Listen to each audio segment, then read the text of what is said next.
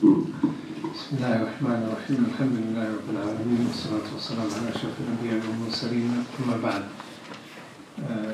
So we resume كتاب الصيام أمتنا شجاع رحمة الله عليه رحمة واسعة.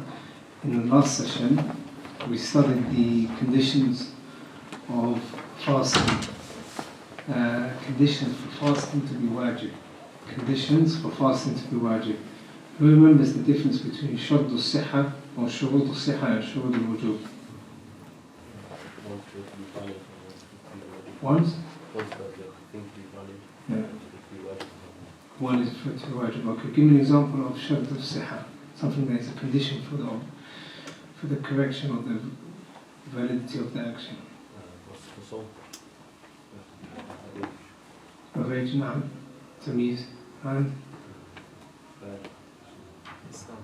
Al-Islam, Al-Islam. The other one was what? Shuhudul wujub, such as? Shuhudul wujub, muqim, na'am. If a person is a resident and they're not travelling, it is not wajib upon them. What else? Same. Help. Same as Shad al-Siha. Shad al-Siha. So it won't be accepted if a person's not well. Marad, meaning it is not wajib upon the person who is not well, who is ill. If they force themselves to fast, then their fast will be valid, inshallah. What are the pillars of fasting? Arkan al-Sawm. We studied them in the last session. What are the pillars of fasting? Niyya, that's number one. And the second one? And second, al-Fatirat. So a niyya, to have the niyya, the correct niyya, if you're going to fast next day with the intention of it being a day of Ramadan, and then second fatirat, staying away from the things that are haram, staying away from the things that are hafan, staying away from the things that nullify a person's fasting. طيب.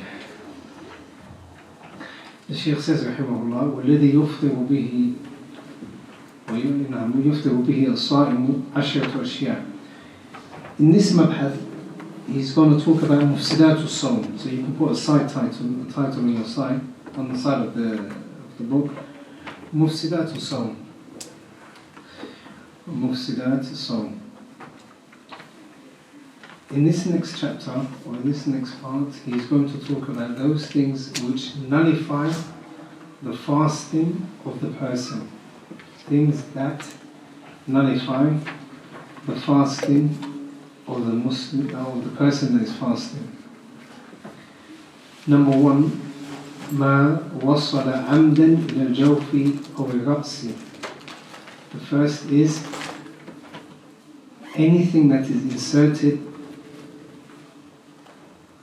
or put into any of the openings. For example, the stomach, abdomen, or the guts, or the head.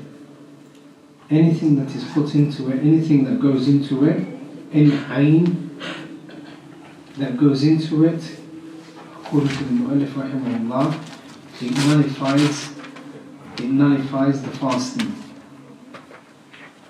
So regardless of whether it is something that is eaten, which is considered food, or something that is not considered food, as long as it goes into the stomach, or it reaches the stomach, or it goes into any part of the head, even after a wound. For example, if a person has a wound on the head, and then something is inserted in, something goes in, then that nullifies the fasting. Hence he says, مَا وَصَّلَ عَمْدًا إِلَى الْجَوْفِ. And this, obviously if it's food, it's understandable, like anything else, an object or dust or whatever it might be, anything that goes in there nullifies the fasting according to the Mu'allif rahimahullah ta'ala rahmatan wasi'ah.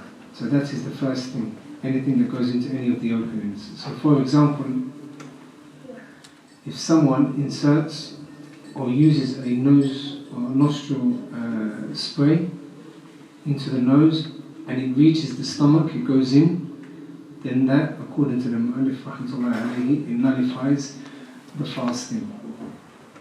So it is not only anything that is considered food, like anything that goes into the abdominal or the ras. That is the madhab. Lakin, as we're going to see, that in reality it depends on whether that thing nullifies the fasting or not, in the sense that if it is considered food or not. If it is considered food or not. Also he says amdan, so if a person accidentally swallows something, then it won't be considered a nullifier from the nullifiers of fasting, as we shall see towards the end, inshallah. وَالْحُقْنَةُ مِنْ إِحْدَى السَّبِيلَيْنِ وَالْحُقْنَةُ مِنْ إِحْدَى السَّبِيلَيْنِ. الحقنة is a form of medicine that was used in the past, where a slight injection is inserted into the private parts, whether it's the front or the back, and it is used to put in medicine into the private parts. And it is used as an injection instead of using any other part of the body. The front passage or the back passage is used, and it is there to make sure that the medicine enters into the body.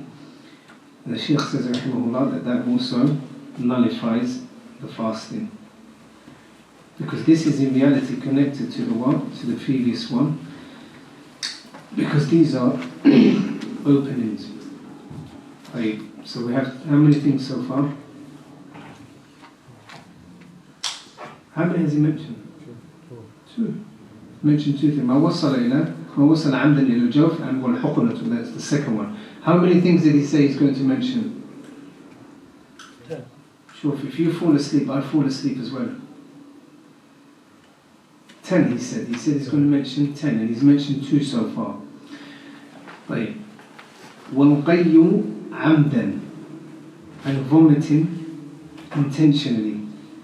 And we studied that in the last lesson, whereby if a person intentionally makes themselves vomit, then their fasting is invalid. What do we understand from that when he says amdan, intentionally? The opposite, which is if it's not intentional, then it doesn't nullify the fasting. As the hadith of the Prophet ﷺ said, مَنْ ذَرَعَ النُّقَيُّ وَهُوَ الصَّائِمُ فَلَيْسَ عَلَيْهِ قَضَاء. Whoever is forced to vomit, or the vomit comes out unwillingly, and it's not by choice, فَلَيْسَ عَلَيْهِ الْقَضَاء, then he doesn't need to make it up. وَمَنْ اسْتَقَاءَ فَلْيَقْضِي, and whoever makes himself vomit, then he should repeat that day. He needs to make up that day.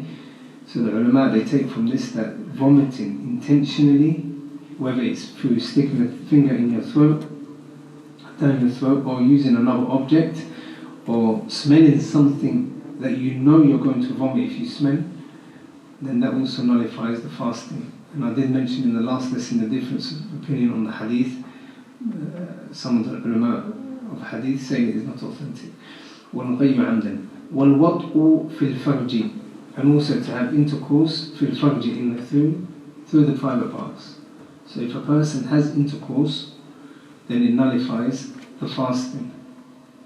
And that is with ijma', consensus. Also the man that came to the Prophet ﷺ said to him, halaktu ya Rasulullah, I'm destroyed and I've fallen into a sin, and the Prophet ﷺ gave him the kafara. And the kafara, that person, whoever falls into this nawafi, or this thing that nullifies the wudu, after nullifies the fasting, then they need to free a slave. If they can't find one, then they need to fast 60 days in a row as a kafara, as an expiation. And if they can't find that, or if they can't do that, then they need to feed 60 poor people. وَالْوَطْءُ فِي الْفَرْجِ. طبعا, we're going to see that when it is wajib, if a person is a traveller and they're not fasting, for example, he's travelling with his wife to Umrah, and they're not fasting, and that's fine for them to have intercourse. There's no harm in that. Why? Because they're not fasting. What that is being referred to here is if the person is fasting. وَالْإِنزَالُ عَنْ مُبَاشَرَةٍ, and also if a person ejaculates after, due to foreplay and so on, or due to intentionally caressing himself or touching himself or masturbation, then all of this nullifies the fasting. If a person has a wet dream like during the fasting day, it doesn't nullify the fasting. Why? Because this was something that was unintentional. A person cannot do it intentionally when they're asleep. وَالْإِنزَالُ طَبْعًا عَمْدًا. So you can put وَالْإِنزَالُ أي عَمْدًا, عَمْدًا after إنزال, and intentionally عن مباشرة.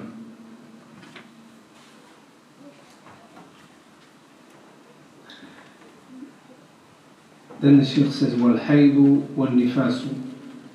And hayd and nifas are the next two things that nullify the fasting, or that break the fasting, regardless of what time it happens. For example, during the day for a woman's fasting, and then in the last hour or half an hour before iftar she sees them and hayd nifas, then she has to make that day up. She fasts from that, and from that point onwards she doesn't carry on her fasting. It's haram for her to carry on her fasting, lakin she needs to make up that day. However, inshallah, she'll have the reward of what she fasted. She'll have the reward of what she fasted, lakin that day she needs to make up when Ramadan finishes, when she is able. When nifas, kadalik, also the postnatal bleeding. And the difference between hayd and nifas, who knows? What's the difference between hayd and nifas? Hayd is the monthly menstruation cycle. Hayd is the monthly menstruation cycle. And the nifas is the bleeding that takes place after the ladder. No, the nifas is the bleeding that takes place that the woman sees after giving birth. Then the Shaykh says, rahimahullah, وَالْجُنُونُ, from the things that nullify a person's fasting is al-junun. If a person loses their sanity, if a person loses their sanity, then the pen is lifted. The pen has been lifted from 3, and from them was وَعَلِ الْمَجْنُونَ حَتَّى يُفِيقَ. And then the majnoon, until they become, or they come back to normality or sanity.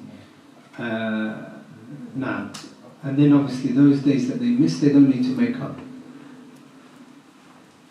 because they were not mukallifin at the time. They were not given the burden of responsibility. They weren't responsible and held to account. They won't be held to accountable for ibadah at that particular time, during those days. But also, when a person loses consciousness, if a person, for example, goes into coma, and they're in coma for about 2 days, 3 days, 4 days, then on the day that they obviously lost their consciousness, they obviously were not able to continue their fast. However, when they are better and they regain their consciousness, inshallah, after that, after Ramadan, they need to make up those days. One may say, what is the difference between the person that is unconscious and the person that is majnoon, insane? What is the difference?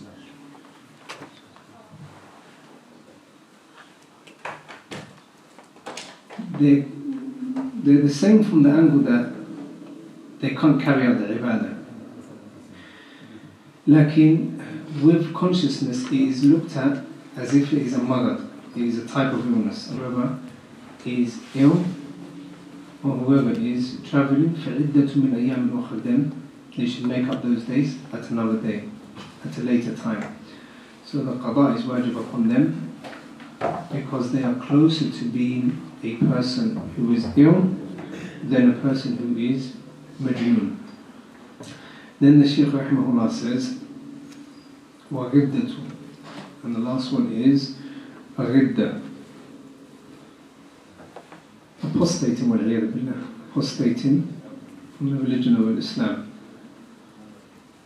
And this in reality breaks something which is greater than salah, which is what? The iman of a person. Where a person apostates, so their wudu is nullified, the hajj is nullified if they fell into ridda during hajj, and likewise their fasting during the time that they were fasting. During the day, if they fall into ridda wal-'iyadhu billah, then their fasting is also nullified. Lakin if they come back to Islam, the days that they miss, they expected to make it up according to many of the ulama. And in the madhab, that the days they miss, they need to make up.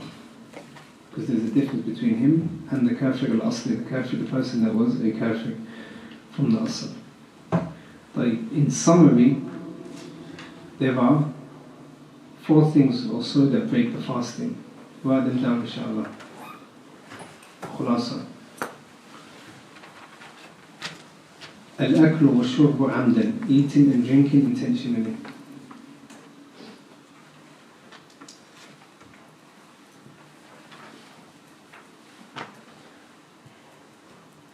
Al-qayyu amdan. Al-qayyu amdan, intentionally vomiting.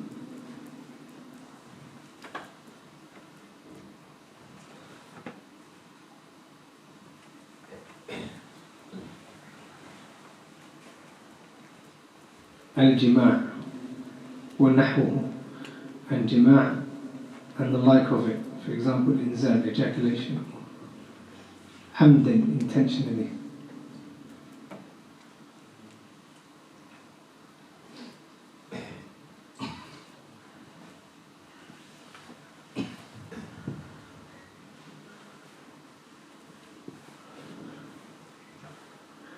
Junoon, person becoming insane.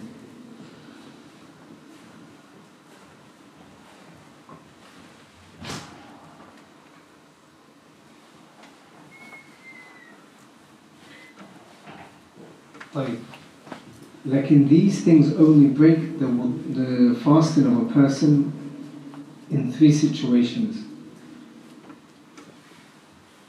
Hamdan, and you put hamdan, that it is intentional.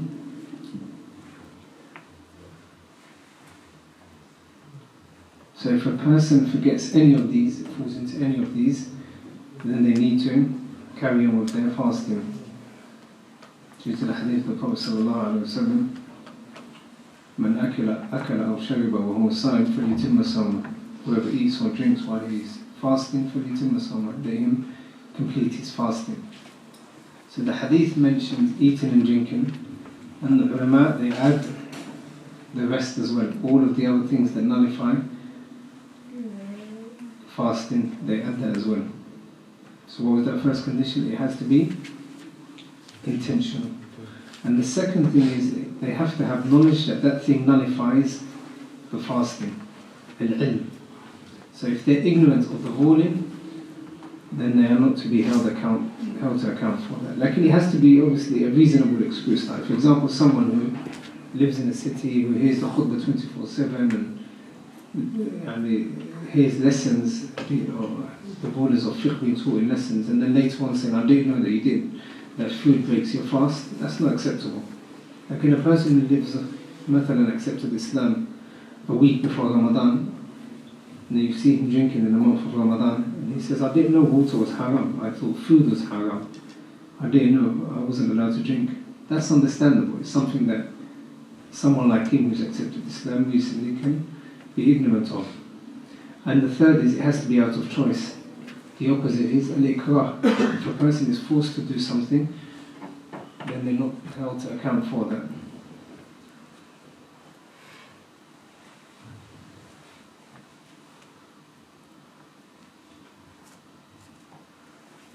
Okay. Then there are things that, write a title, things that don't nullify the fasting. There are certain things that often come around that people ask about whether they break the fasting or not. Number 1, eye drops and eardrops. Eye drops and eardrops do not nullify the fasting, or do not break the fasting. Number 2, asthma pumps. They don't break the fasting.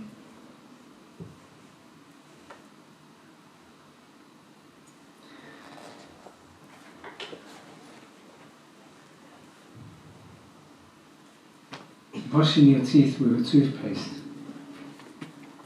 it doesn't break your fast. Having a bath or ghusl doesn't nullify your fast either. Swallowing saliva, it doesn't nullify your fast either. Having a nosebleed doesn't nullify your fast.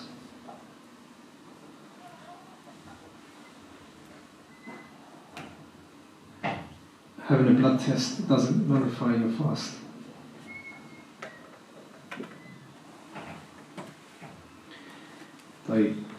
Then the Shaykh says, rahimahullah, back onto the matan, وَيُسْتَحَبُّ فِي الصَّوْمِ ثَلَاثَةُ أَشْيَاء, and there are three things that are liked or recommended during the fasting.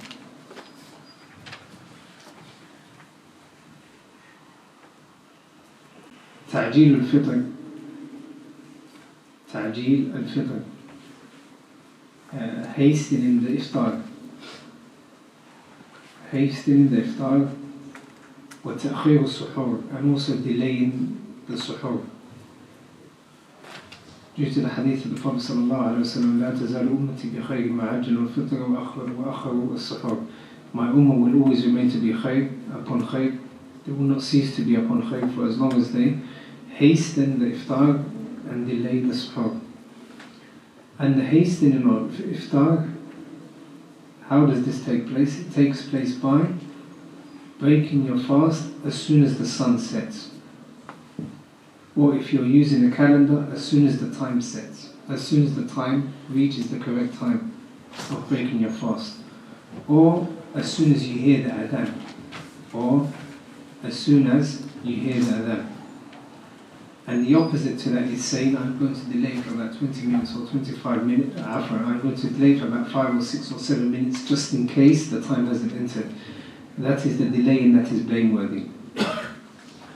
Also, ta'khir al-suhoor, to have the suhoor as late as possible, just before dawn, just before the break of dawn, before fajr, that you delay your suhoor. Some people say that they're going to have asha, their dinner, and they say that khalas, that's my suhoor. La, suhoor is what you have at the latter part of the night, towards the end of the night. That is what suhoor is. So if a person has a dinner, then that isn't considered as suhoor.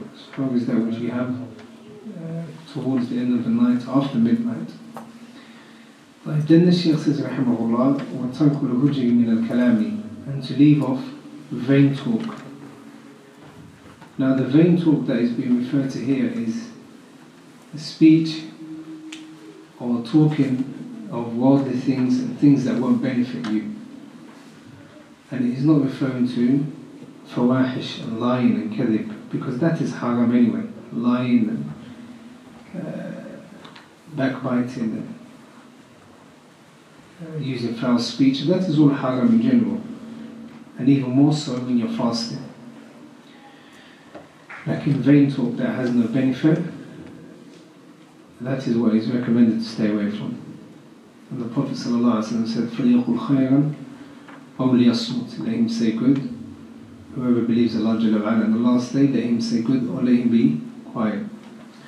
Then the Shaykh says, وَيَحْرُمُ الصِّيَامُ خَمْسَةِ أَيَّامٍ. Now he's going to mention the days that it is haram for the Muslim to fast.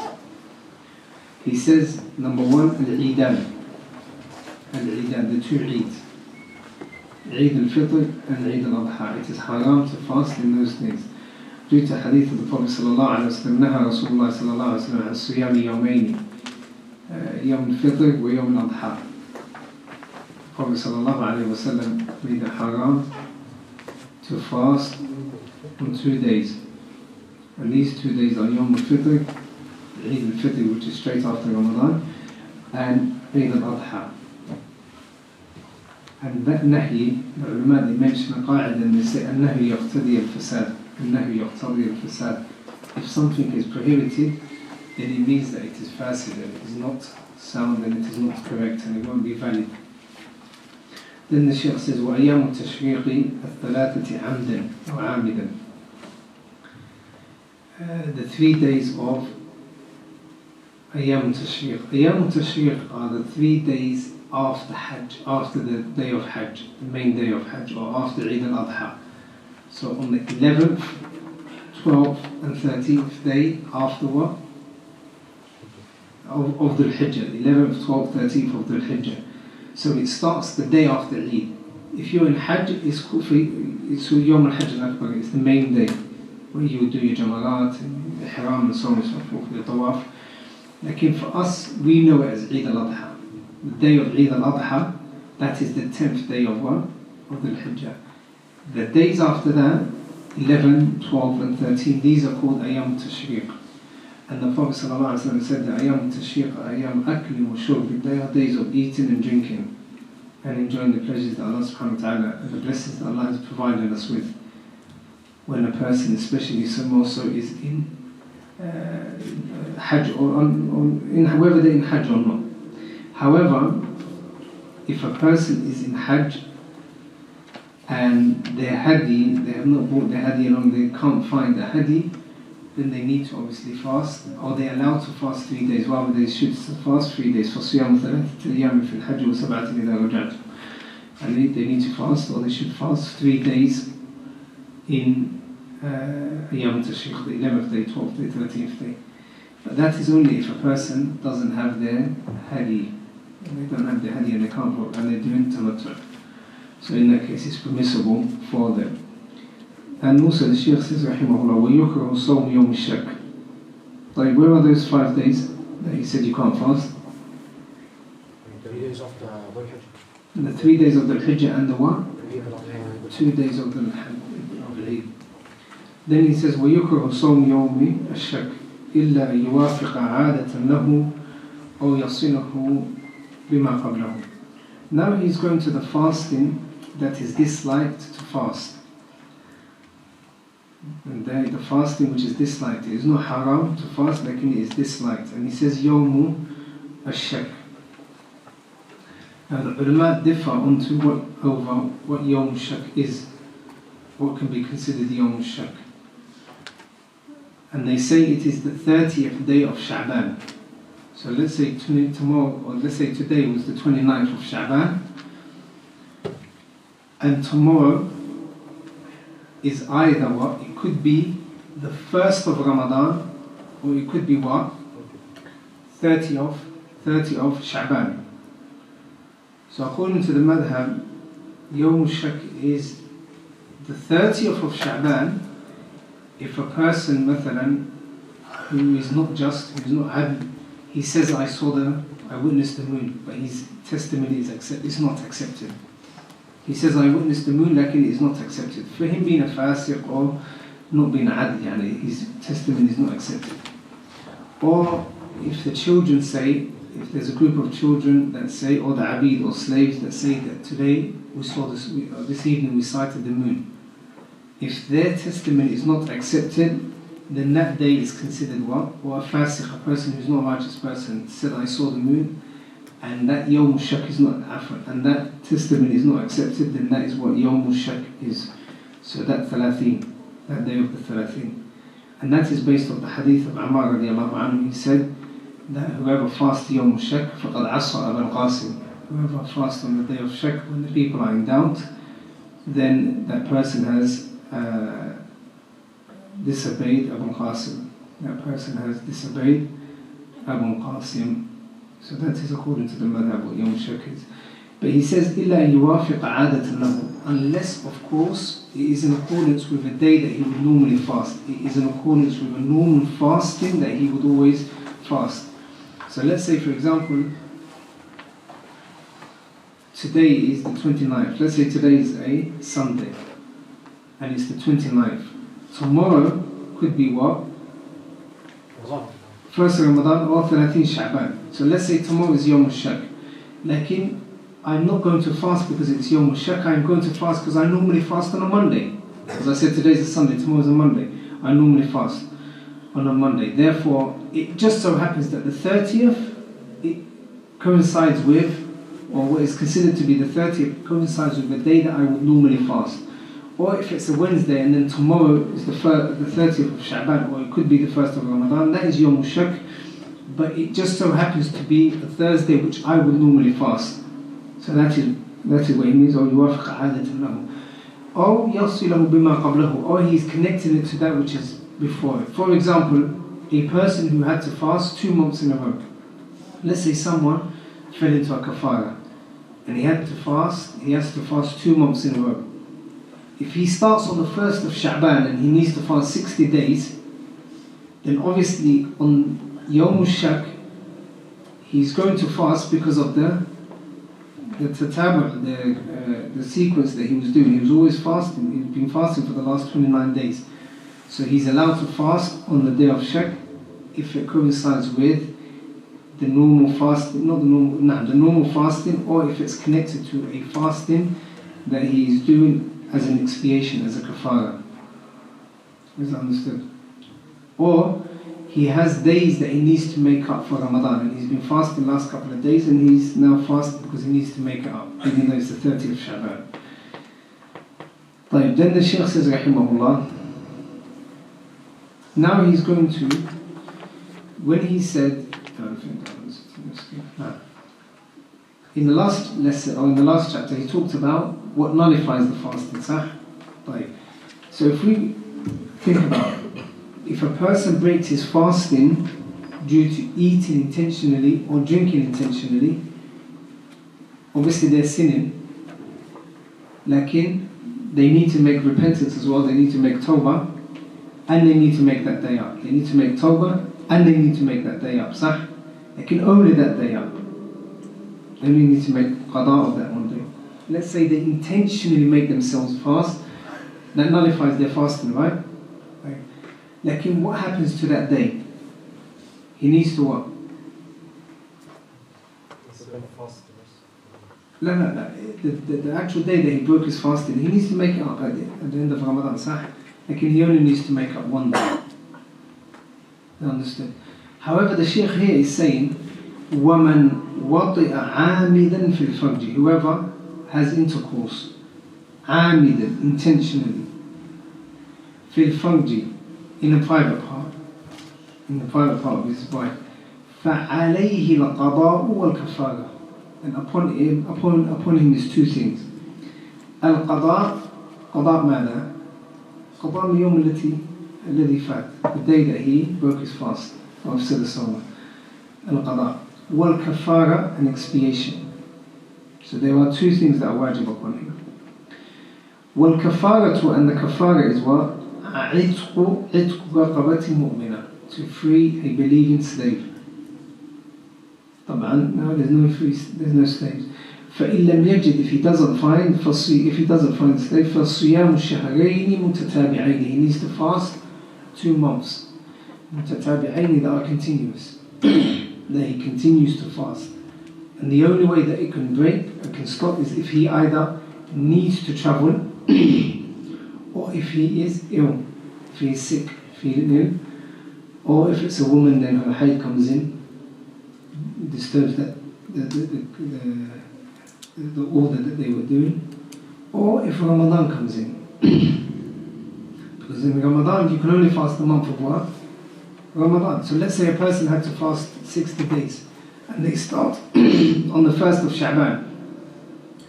On the 30th of Sha'ban, that's 1 month. How many days have they still got left? 30 days. Like tomorrow is Ramadan, the 1st of Ramadan. Are they allowed to say that it's the fasting that I'm making up? No. It needs to be that Ramadan, the Ramadan of that year. But what do? They continue straight after when? When do they resume? After Eid. After Eid, no. Not after Ramadan. After Eid. Because Eid is on the 1st of Shawwal. Eid is what? Haram, because we already studied that Eid is haram. So they resume on the 2nd of Shawwal.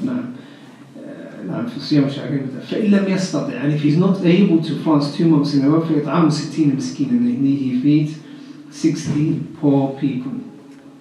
And what he needs to do is about 600 grams, or almost a kilo, of feeding a poor person. So 60. And this is found in the hadith of the Prophet ﷺ, where a man came to him and he gave him exactly that order. Right. Then the Shaykh says, rahimahullah, وَمَنْ مَاتَ وَعَلَيْهِ الصَّوْمُ, whoever passed away, وَعَلَيْهِ الصَّوْمُ, and there is sawm, or fasting, that is wajib upon him, that he did not make up, أُطْعِمَ عَنْهُ لِكُلِّ يَوْمٍ مُدٌّ, أُطْعِمَ عَنْهُ, then you have to pay or feed a poor person on behalf of him every single day that he needed to make up. And kulli yawmin, every single day, a mud. And mud, 600 grams or 700 grams. What do we understand from this? That whoever dies leaving behind days that they did not fast, then they need to make it up. In reality, this is of 3 types. This possibility can be of 3 types. The first possibility is a person who had a legitimate reason for not fasting. Someone who had a legitimate reason for not fasting the month of Ramadan. For example, they were traveling or they were sick. They were traveling, or let's say they were sick. So they were sick for the whole of the month, 30 days. When do they need to make those 30 days up? And it's an illness that is temporary, normally temporary. When do they need to make those 30 days up? When they get better, sah? Like we find that this person is still ill after Eid, and he dies on like the 10th of Sha'ban, the 10th of Shawwal. He was not able to make up the days that he missed in Ramadan. Lakin, why did he not make these days up? Because he was ill. The reason, the legitimate reason why he broke his fast, it continued on with him. And then he died on the 10th of Shawwal. So that person, when he dies, you do not need to fast on his behalf. Why? Because it was not wajib upon him aslan. Is that understood? The second possibility is a person who leaves off Ramadan for a legitimate reason, leaves off Ramadan for a legitimate reason. He's traveling or he's unwell. And then as soon as Eid finishes, he's fine, he's better. Or he carries on without making up those days and he dies, and it's 6 months into the year, 6 months after the day of Eid, and he missed 10 days. He could have made those 10 days up when? Straight after. Any time between the 10th of the 2nd of Shawwal up until the 6 months, he could have made those 10 days up, sir. But he did not make those 10 days up. That is who this hadith is referring to. Who this mas'ala is referring to.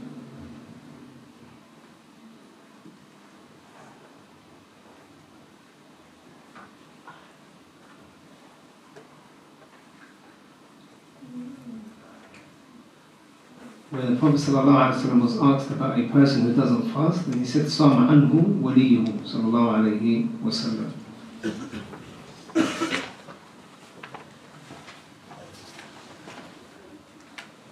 Now, the third possibility is what?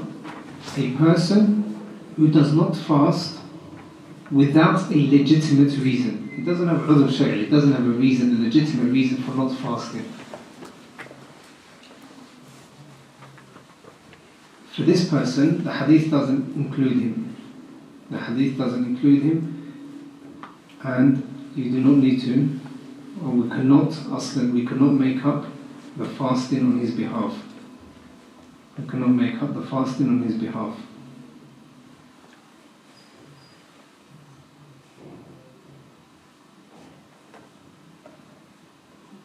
And the reason is because he did not have a legitimate reason to even break his fast.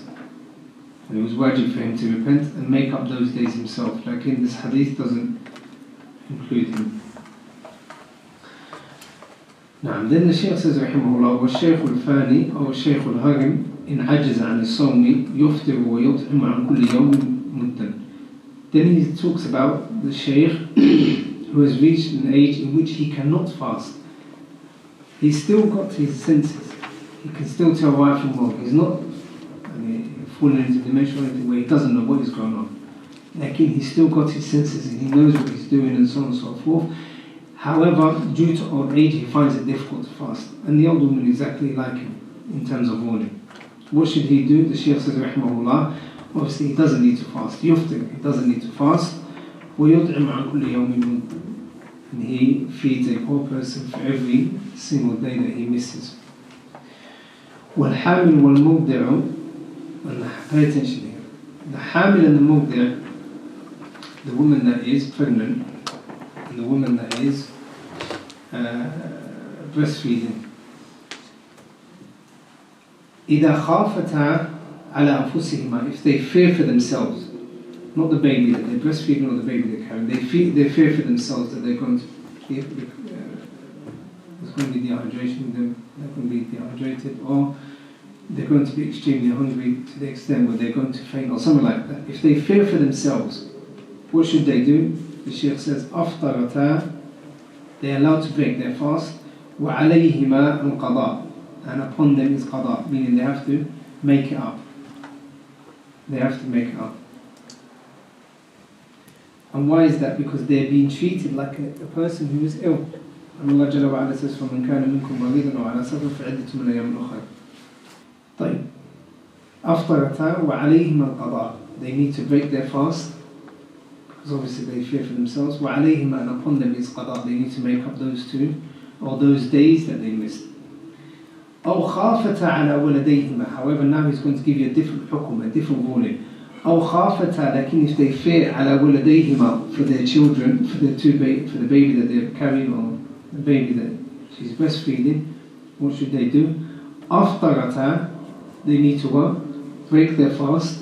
They cannot fast because لا ضرر ولا ضرار, there's no harm, causing of harm or taking harm. أفطرتا وعليهما القضاء, and upon them is qada. They need to make these days up. والكفارة عن كل يوم مد, and they need to do a kafara, expiate for every single day that they miss. So how many things has he said to them? Three. What is? No, they have to break their fast. One who's breastfeeding, the one who's feared for the son. They fear for the child now. They have to break their fast. Break the fast. They have to make up the days they missed, and they have to do kafar. No, they have to make up the days. That's what the Shaykh says, rahimahullah. They have to make up the days that they missed, and they have to also make up or do a kafara and expiate. And the reason for this is because from one angle, they're treated like what? A person who is unwell. Like from another angle, we have the fatwa of the companions of the Prophet ﷺ, Abdullah ibn Umar and Abdullah ibn Abbas, in which they said that the woman who is breastfeeding and they fear for themselves, alayhima al-fidya.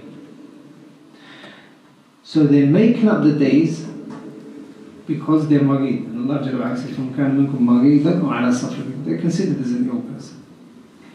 So that's from one angle. That's with regards to themselves. As for the child, it is because that they are breastfeeding. The Prophet, the Shaykh said, Abdullah ibn Abbas said that they need to make up those days, because for them the ayah, for them it is wajib upon them. Lakin said Allah, the stronger opinion is that they only do fidya. They only need to pay fidya, and there is no qada upon them, because there's no clear delete stating what they should do. That is why there's such a difference of opinion among the ulama. And each madhab is strong, or each opinion is strong, like Wallahu A'lam. The stronger opinion is that upon them is that they need to make up, that they need to break their fast, or they should break their fast if they're not able to fast, like they need to expiate and pay fidya for every day that they miss. Then the Shaykh says, Rahimahullah, وَالْمَرِيدُ وَالْمُسَافِرُ سَفَرًا طَوِيلًا يُفْطِرَانِ وَيَقْضِيَانِ. The person who is ill, who is not able to fast, and the person who is travelling, وَالْمُسَافِرُ سَفَرًا طَوِيلًا, something that can be considered travelling, the distance of travelling, يُفْطِرَانِ, they break their fast, or they're allowed to break their fast. They don't have to, like they're allowed to break their fast. وَيَقْضِيَانِ, and they need to make up those days that they miss.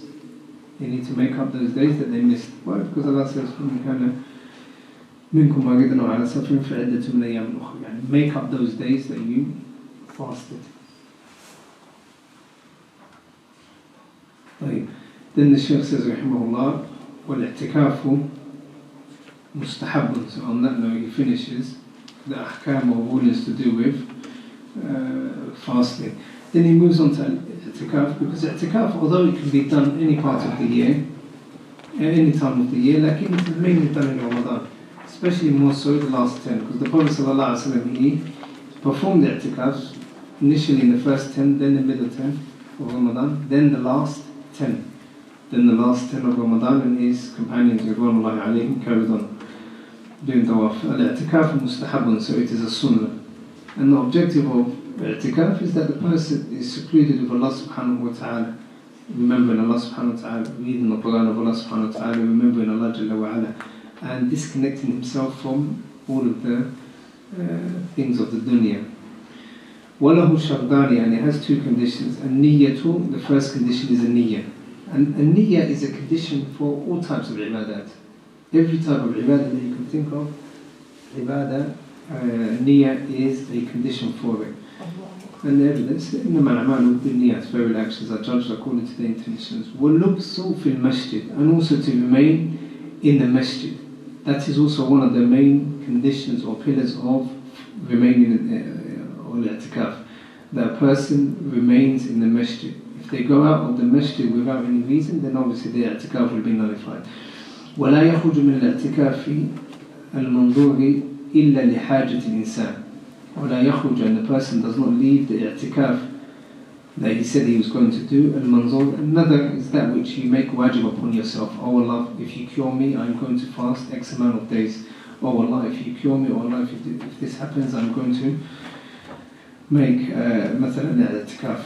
So the Shaykh says, وَلَا يَخْرُجُ مِنَ الْاعْتِكَافِ الْمَنْظُورِ, in that i'tikaf which is wajib, because now it becomes wajib. إِلَّا لِحَاجَةِ الْإِنسَانِ, except for the need of the insan. For example, answering a call of nature, going to the bathroom. Or عُذْرٍ مِنْ حَيْدٍ أَوْ نِفَاسٍ, or if there's a reason for the woman to leave the masjid and not continue her, such as the menses or such as the postnatal bleeding. أو مرض لا يمكن المقام معه, or an illness that that person is not able to stay in the masjid for. Regardless of what the illness is, if they're finding it severely difficult, very difficult or extremely difficult to remain in the masjid, then they are allowed to go home or they are allowed to go to the hospital. For example, if a person needs to go to the A&E and they're in severe pain, they're not going to say, I'm in i'tikaf and I can't leave the masjid, I'm going to wait till I die or something like that. No. You go to the A&E, then they give you whatever they're going to give you, inshallah, or you can go home, and then when you're feeling better, you come back and then you resume your i'tikaf. وَيَبْطُلُ بِالْوَضْعِ, and it is nullified obviously with an i'tikaf, with intercourse. وَلَا تُبَاشِرُوهُنَّ وَأَنْتُمْ عَاكِفُونَ فِي الْمَسَاجِدِ. Allah Jalla wa Ala says, do not have intercourse with them whilst you are in the masajid, in the houses of Allah subhanahu wa ta'ala. On that note, inshallah, we'll end, and that is a short ta'liq, commentary on the book Kitab al-Siyam, Shajaa. Any questions?